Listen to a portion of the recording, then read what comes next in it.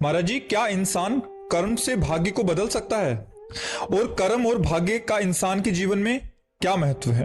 पूर्व जो हमारे द्वारा शुभ अशुभ कर्म हुए हैं वो संचित हो जाते हैं, जिसे अपनी गांव भाषा में गोदाम कहते हैं। कर्मों का हमारा गोदाम रखा हुआ है, उसे शास्त्रीय भाषा में संचित कर्म कहते हैं। उससे कुछ कर्म निकाल के शुभ और अशुभ शरीर की रचना होती है। दोनों मिश्रित है, शुभ कर्म और अशुभ कर्म। अब उनके द्वारा रचित शरीर से हम चाहे अशुभ कर्म करें या शुभ करें, ये क्रियमाण होगा, इसका उससे कोई जुड़ाव नहीं है। आप शुभ कर्म करोगे और आपका अशुभ कर्म का परिणाम आ रहा तो आपको भारी दुख भोगना पड़ेगा शुभ कर्म करते हुए भी।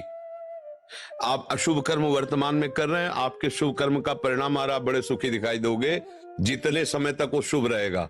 इसलिए अज्ञानी जीव इस रहस्य को ना जानने के कारण जब अधर्म कार्य में रत होता है और उस समय उसका शुभ का परिणाम आ रहा होता है, उसको लगता है बड़ी मौज है यार, देखो ऐसा ऐसा बेईमानी की, गंदे आचरण के हमें बड़ा लाभ मिल रहा है, उस शुभ कर्म का है।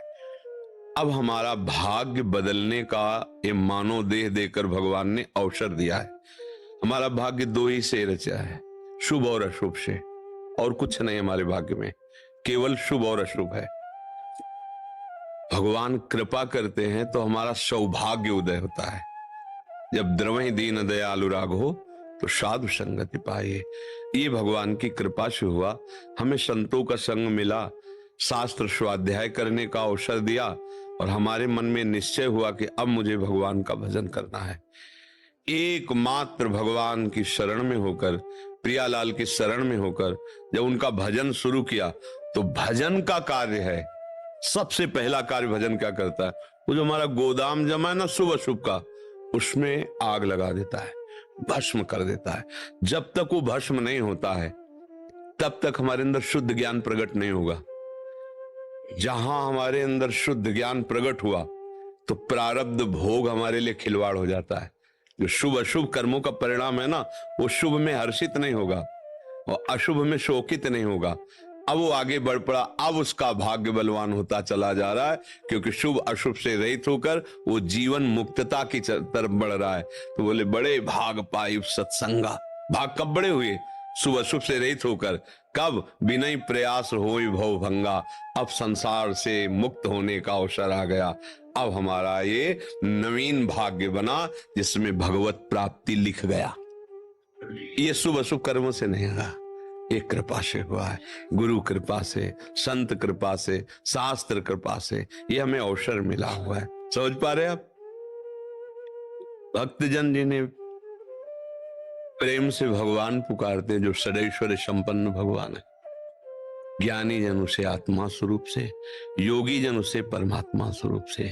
जैसे जल कहो या तोय कहो या पानी कहो, बात एक ही है। उसी को आत्मा कहा गया, उसी को परमात्मा कहा गया, उसी को ब्रह्म कहा गया, उसी को भगवान कहा गया। प्रेमी का प्रीतम भी वही है और वही चराचर रूप में भी वही है। समझ रहे ना? अब इसको प्राप्त कैसे किया जाता है? गुरु की शरण में होकर के, उनके द्वारा प्रदत्त साधना में रत होकर, साधना के अभिमान का त्याग करके, तीनों देहों से, स्थूल सूक्ष्म कारण तीनों से अपना संबंध हटाकर जो बचा वो हमारा आत्म स्वरूप होता है। अब ये कहने में तो इतना हो गया, और इसके लिए जन्म जन्म मुनि रतन कराहे।